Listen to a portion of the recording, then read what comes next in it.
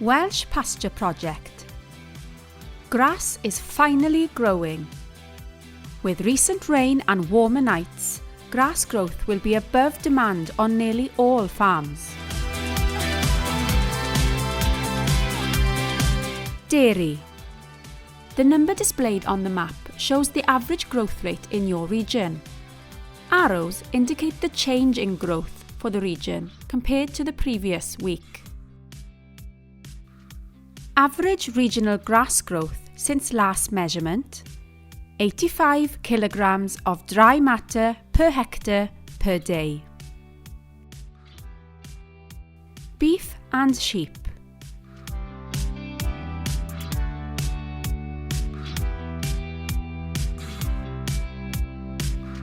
Average regional grass growth since last measurement: 39 kilograms of dry matter per hectare per day.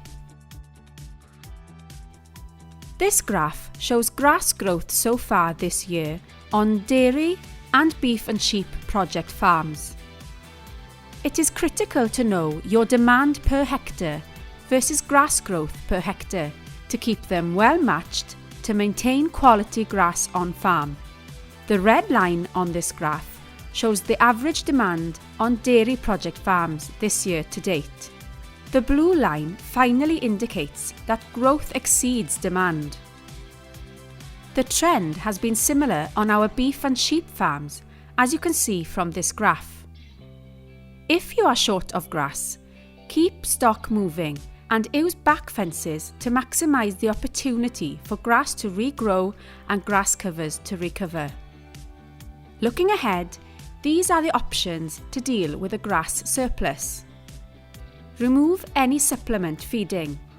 Turn any stock remaining in the shed out to grass.